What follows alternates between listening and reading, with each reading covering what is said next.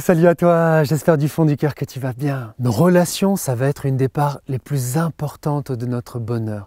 Que ça soit trouver la bonne personne au couple, mais aussi en amitié et même dans d'autres sphères de notre vie, comme aussi au travail. On a besoin absolument de savoir comment trouver la bonne personne et les bonnes personnes qui vont pouvoir contribuer à notre bonheur, tout comme on va pouvoir contribuer au leur. Mais dans ça, il y a plein de pièges et d'erreurs graves que commettaient plein de personnes avant qu'on travaille ça. Et je voulais là te transmettre les 7 preuves très importantes qu'une personne n'est pas faite pour toi, que ce soit en amour, en amitié. Chacune va être très importante pour te guider dans tes choix. C'est parti. Il fait froid, il fait froid, il fait froid. Si tu savais comme il fait froid, il fait froid.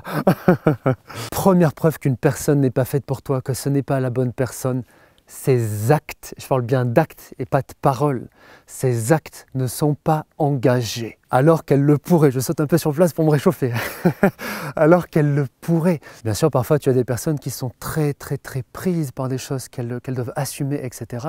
Et là, elles n'ont vraiment pas la disponibilité. Ce n'est pas forcément un signe d'une mauvaise relation. Les autres clés vont t'aider à tout voir clair, tu vas voir. Donc quand je parle d'actes engagés, ça peut être plusieurs choses différentes. Ça peut être par exemple de prendre tes nouvelles suffisamment régulièrement. C'est de te proposer son aide si elle sait que tu en as besoin. C'est de te soutenir en actes et aussi en paroles. Même quelqu'un qui te donne des paroles sincères de cœur, de soutien, tu vois, ce sont des actes dans le sens où là c'est des paroles aussi. Bien sûr que les autres ne peuvent pas toujours te soutenir en action dans chacune des choses de ta vie, mais déjà si sincèrement de cœur tu le vois et tu l'entends, elles te soutiennent par des paroles, c'est très important aussi. Et bien sûr elles te soutiennent dans tes difficultés et elles te soutiennent aussi dans les objectifs qui comptent pour toi en paroles et si elles le peuvent aussi en actes pour ça, c'est très important. Donc si quelqu'un avec qui tu as du lien ou avec qui tu voudrais avoir du lien, que ce soit en amour, en amitié, en famille ou quoi que ce soit d'autre, déjà n'a pas ses bons comportements envers toi et même éventuellement à l'opposé, on est déjà dans la première preuve que cette personne n'est pas faite pour toi. Deuxième preuve capitale qu'une personne n'est pas faite pour toi. C'est très important. Plein de relations négatives, voire toxiques aussi, fonctionnent comme ça. C'est déjà bien sûr comme une plante, hein. Elle peut te piétiner, elle peut ne pas te donner d'eau, elle peut te priver de ceci, cela exprès, méchamment. Mais aussi,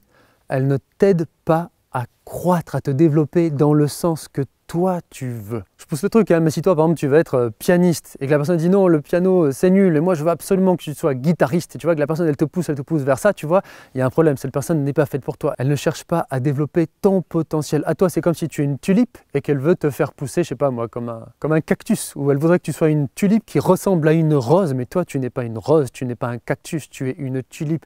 Et le vrai amour, que ce soit d'amitié ou de couple, tu vois, c'est vraiment quelqu'un qui va vouloir voir la fleur que toi tu es, la tulipe en potentiel que toi tu es et apporter à cette tulipe ce que elle a besoin pour ça. Et cette tulipe qui aspire à devenir pleinement tulipe, la personne va le soutenir dans son effort à elle pour sa direction à elle et pas vers ce que elle pense, vers ce que elle voudrait. Tu comprends? C'est très important. Troisième preuve très importante qu'une personne n'est pas faite pour toi, elle ne t'apporte pas la réciprocité de ce que toi tu lui apportes. Il y a tellement de personnes que j'ai accompagnées qui souffraient en amour, en amitié, dans d'autres domaines de la vie, en famille, au travail, parce que c'est comme si tu donnes 10 trucs à quelqu'un, 10 unités à quelqu'un, et que la personne en face, elle te donne soit moins 10 unités, soit elle te donne juste 2 unités ou même 6 unités.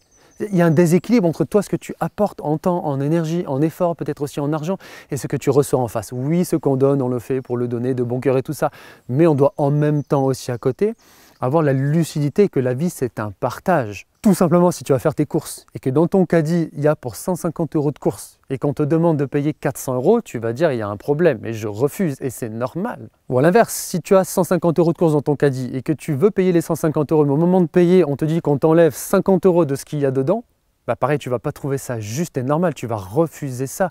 Le problème, c'est que plein de gens dans leur vie, ils tolèrent ce genre de choses dans leur relation. Donc j'explique toujours quand on travaille ça ensemble que ça ne veut pas dire qu'on compte les points exactement. Ah ouais, j'ai fait 78 trucs pour toi et toi t'en as fait 77. Oh mon Dieu, rien ne va. Non, mais c'est dire que quand même c'est un ordre de grandeur, quoi. Tu vois, si toi tu as fait dans les 70 pour l'autre, l'autre il a fait à peu près pour les 70 pour toi. Si toi il y a des moments tu fais des efforts pour lui, des fois l'autre personne aussi elle fait des efforts pour toi. Si à un moment tu te fais passer en seconde, l'autre personne à d'autres moments elle se fait passer en seconde. Si à un moment tu fais preuve de compréhension, à un autre moment c'est l'autre qui va faire preuve de compréhension. Si à un moment tu es présente une fois, deux fois, trois fois, je sais pas, en acte, quand la personne en a eu besoin, quand toi tu en as besoin, elle est présente aussi. Cette réciprocité, ça donne un équilibre qui est absolument indispensable à la relation. Sinon, je dis toujours aussi, c'est comme si tu veux construire une maison, on la construit à deux, que ce soit en amitié, en amour ou quoi, mais que toi tu mets je sais pas, mais tu vois, 40 rangées de pierres, ou de briques, hein, comme tu veux, et que l'autre en face, il n'en met pas 40, mais il en met 30, ou il en met 20, ou il en met 10. Tu vois, il y a un problème, on construit en déséquilibre. Cette relation, ça ne va pas, elle n'est pas harmonieuse. C'est pas bon pour toi, ça ne marchera pas dans la durée. Et je précise bien sûr que la réciprocité, elle peut le faire de la même manière que toi tu lui donnes, mais ça peut être aussi d'une autre manière différente, à sa manière à elle. Quatrième preuve très importante qu'une personne n'est pas faite pour toi, elle est négative envers les autres.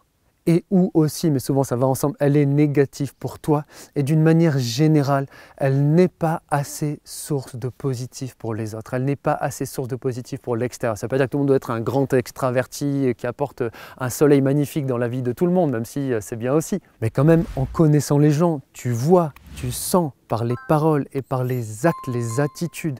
Si en général, les personnes en face de toi sont plutôt source de positif pour autrui, vont plutôt aider autrui à s'aimer, à croire en eux, à aller de l'avant dans la vie, à être fiers d'eux-mêmes, à se sentir bien, à se sentir appréciés, etc. Ou si à considérer, etc. Ou si à l'inverse, déjà, c'est assez neutre, c'est assez pauvre, voire même encore pire, ou en général, peut-être pas tout le temps avec tout le monde, parce que tu as des gens très toxiques qui parfois ont une apparence merveilleuse avec d'autres personnes. J'ai vu tant de gens où c'était ça dans leur vie au début. Mais quand même, qui de manière trop marquée, tu vois, est quand même source de négatif pour autrui. Oh. Alors toi, oh, t'es beau. Oh, tu veux pas le bisou là. Me casse pas l'appareil, hein, s'il te plaît. Recule. Oui, c'est quoi ça? C'est quoi ça? Ça ne mange pas, hein. Il veut manger le trépied. Non, mon beau. Non, mon beau. Sixième preuve capitale aussi qu'une personne n'est pas faite pour toi, que ce soit en amour, en couple, en amitié, etc. J'ai vu ça dans la vie de tant de gens que j'ai accompagnés, on a transformé ça. C'est la personne ne mène pas assez la barre de son propre navire dans la vie. Ça ne marche pas quand on fait le syndrome du sauveur, quand on dit. Ça ne marche pas quand on veut se mettre à trop assumer la vie de quelqu'un à sa place. J'explique toujours aux gens, comme quelqu'un hier encore que j'ai accompagné à ça, qu'il fallait que je règle la caméra, c'est bon, ça marche. Donc tu vois, je te disais que bien sûr, on a tous nos failles, on a tous nos imperfections, on a tous aussi nos mauvaises périodes. Tu peux avoir quelqu'un en couple ou autre qui a toujours assumé, qui a toujours été présent et puis qui a une mauvaise période sombre de vie, ça arrive, qui peut être courte et parfois un peu longue aussi. Il ne faut pas que ça s'éternise non plus pendant des années ou je ne sais pas combien, tu vois, mais une vraie période de vie négative, là, ça fait partie du chemin. On doit surtout rester fidèle au poste dans ces cas-là. Mais je vois trop de gens, et particulièrement la plupart du temps en tout cas, trop de femmes qui veulent être avec un homme quand c'est en amour, mais aussi en amitié pareil, avec des gens qui ne s'assument pas assez et qui ne veulent pas vraiment, je parle en parole et en acte, faire tous les efforts qu'il faut pour s'assumer. J'explique que la vie, c'est comme si on est chacun capitaine de notre propre bateau. On a eu nos histoires avant, on a nos défauts dans notre bateau et tout ça, mais c'est notre responsabilité absolue que notre bateau soit suffisamment à flot, que notre bateau ne soit pas beaucoup source de négatif pour l'autre et que notre bateau soit surtout source de positif pour le bateau à côté et que on assume notre propre navigation avec l'autre. Parfois on partage, parfois on a une difficulté et tout ça. Mais foncièrement, on assume la navigation, ne reste jamais en amour, en amitié ou autre, avec des personnes qui ne s'assument pas pleinement dans la vie. En tout cas, qui ne se battent pas vraiment de tout leur cœur pour ça, sincèrement. Septième preuve très importante qu'une personne n'est pas faite pour toi. Tant de gens sont tombés dans ce piège aussi, comme je l'ai fait avant avec tous ces pièges-là. Une personne n'est pas faite pour toi si elle est trop en décalage avec toi, la personne que tu veux devenir. Tu dois bien avoir très clairement à l'esprit qu'en tant qu'être humain, en tant qu'animaux sociaux, nous sommes très profondément, qu'on le veuille ou non, à bout d'un moment ou un autre, influencés par ceux que nous côtoyons. Imagine par exemple, tu veux créer une équipe de rugby champion et avec des personnes qui sont super droites et impliquées et engagées et honnêtes, etc. et travailleuses. Mais pour ça, tu recrutes quelqu'un qui ne s'intéresse pas au sport, tu recrutes une autre personne qui s'intéresse au patinage artistique, ce qui est merveilleux aussi, mais ce n'est pas le rugby. Tu t'intéresses à quelqu'un, tu recrutes quelqu'un qui n'est pas honnête dans la vie, tu recrutes quelqu'un qui travaille la moitié du temps, etc. Est-ce que tu penses que tu es en train de construire une bonne équipe? Que là, ça soit X personnes ou que ça soit juste une équipe de 2 avec quelqu'un en couple? Non, ça ne va pas t'aider à bien construire cette équipe et ça ne va pas t'aider à bien te mouler, avoir la bonne influence de ces personnes pour de plus en plus devenir ce que tu veux devenir. Ça va au contraire te tirer vers le bas. Donc ça ne veut pas dire que l'autre doit être parfait, ça ne veut pas dire que vous devez être d'accord sur tout, avoir les mêmes goûts sur tout, les mêmes centres d'intérêt sur absolument tout, mais foncièrement, Est-ce que cette personne elle est suffisamment dans une approche bonne et saine de la vie? Est-ce que dans les principes et les valeurs qui comptent vraiment le plus pour toi, est-ce que vous êtes en accord sur ça ou sur la plupart de ces choses-là? Et je soulève un dernier point très important sur ça. Est-ce que tu peux avoir une vraie admiration pour cette personne? Et je ne parle pas d'une admiration où tu admires un côté merveilleux, ou beau, ou brillant, mais à côté de ça, elle a des trucs super négatifs pour toi, comme on a parlé avant. Ça ne va pas. Mais c'est un beau point très profond. Est-ce que tu peux admirer cette personne? Je sais que ma femme Léa, je peux profondément l'admirer pour son humanité, pour son dévouement, pour son amour en parole et en acte, pour sa douceur, pour son honnêteté, pour sa droiture, pour son humilité, etc., etc. Et j'admire ça et moi-même j'aspire à développer activement ces qualités en moi. Et je lui ai dit il y a quelques jours encore, tu sais mon amour, tu es l'un de mes modèles, avec les défauts et les limites de chacun, mais il doit y avoir de ça, c'est très important et profond. Ce que je t'ai dit là aussi sur ça. Je suis gelé, j'ai les doigts qui brûlent de froid. Plusieurs choses très importantes. D'abord, partage-moi comme d'hab mon ami en commentaire ce que ça t'a apporté de positif cette vidéo. Qu'est-ce que tu penses de ces 7 preuves dont je t'ai parlé? Est-ce que tu as des exemples perso, des partages par rapport à ça et peut-être aussi des choses qui vont aider aussi en plus les autres pour leur propre vie?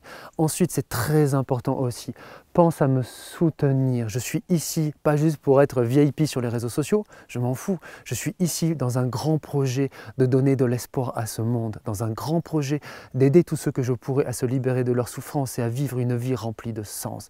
Et pour ça, j'ai besoin que tu me soutiennes déjà en likant et commentant et partageant chacune des vidéos que tu regardes, que j'ai fait pour toi. C'est très important pour de plus en plus diffuser mes vidéos avec YouTube à de plus en plus de personnes. C'est capital. Et aussi, si tu le veux, j'ai aussi grandement besoin de votre aide. Tu as mon lien Tipeee dans la description où tu peux me donner un petit coup de main matériel pour m'aider à continuer déjà ce que je fais et à pouvoir faire grandir mon projet pour toucher de plus en plus de personnes dans les vidéos, tout ça, et dans les actions que je veux faire pour aider ce monde. Tu as tous les détails sur tout ça. Ça marche. Pense absolument comme d'hab à t'abonner et à activer les notifications. Regarde dans les playlists de vidéos là, toutes les très précieuses vidéos qui vont t'aider à fond compléter ce qu'on a fait là. On se retrouve tout de suite dans la prochaine vidéo et rappelle-toi, quoi qu'on vive dans la vie, quoi qu'on veuille atteindre, l'espoir vient à bout de tout. À tout de suite.